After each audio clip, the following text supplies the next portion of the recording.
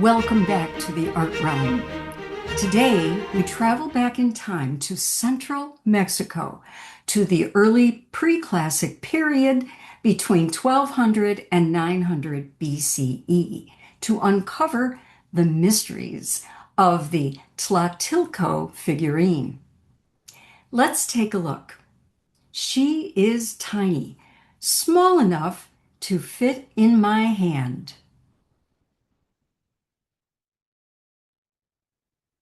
As in most Tlatilco figurines, and there are many, mostly of women, she is completely nude. These small ceramics, also referred to as pretty ladies, possess exaggerated proportions. In this example, we see an elongated torso tapering to a cinched waist, small enough to rival even Scarlett O'Hara's. The head takes up an entire third of the body.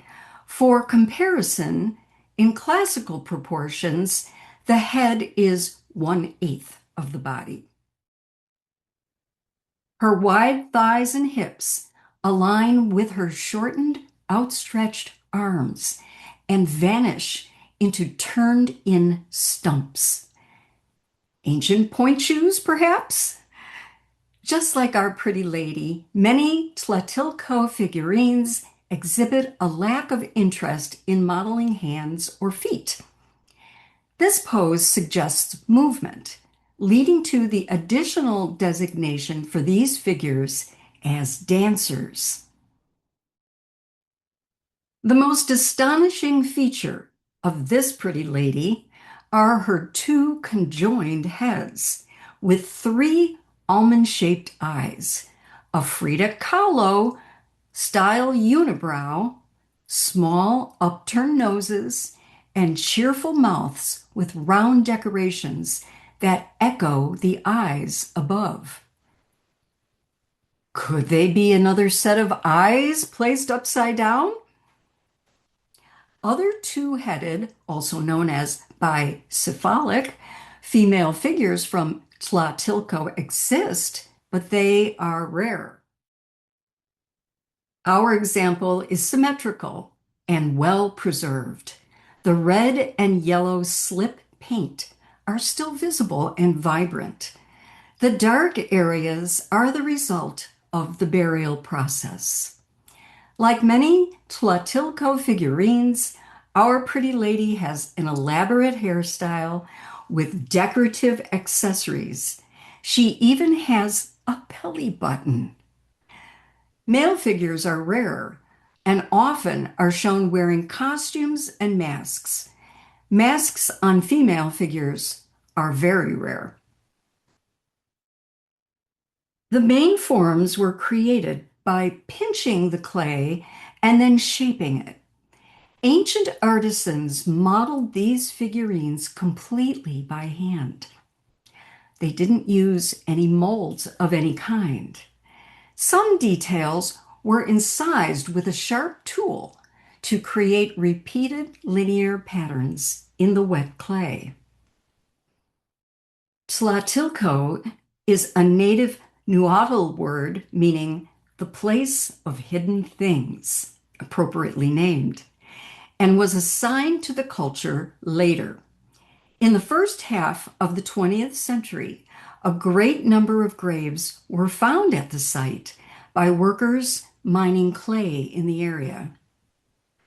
In the 1930s, archaeologists arrived and discovered a number of complete burials with a wealth of objects interred with the dead.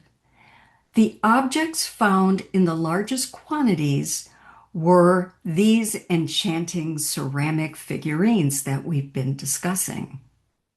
The Tlatilco people were contemporary with the Olmec, the mother culture of Mexico, and interacted with them extensively. Olmec-style objects have been uncovered from grave sites in the Tlatilco area. However, these people did not have the influence or reach that the Olmec culture had.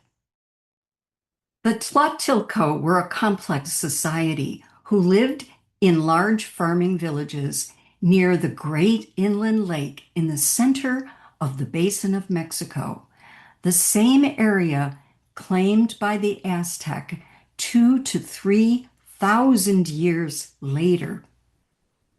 The urban sprawl of modern Mexico City sits on top of the remains of the village, making modern archaeological work difficult.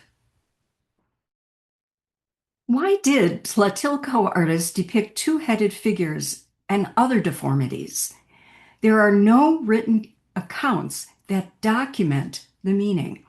One theory is that the people of Tlatilco were interested in expressing the idea of duality, a fundamental concept common in pre-Columbian Mesoamerican religions. The Princeton University Art Museum, where this object is in the collection, suggests the figurines demonstrate a preoccupation with physical deformity, specifically conjoined twins. I find that explanation far-fetched. Or, and this is my take, did the artisan attempt to capture movement by showing the dancer's head in multiple viewpoints as she turned? Something to think about. Thank you so much for supporting my channel. Be sure to explore the sources I've gathered for you for a deeper understanding. Stay tuned for the next and last work of art in AP Art History Unit 1, the terracotta fragment from the Lapita culture in the Pacific Islands. See you next time.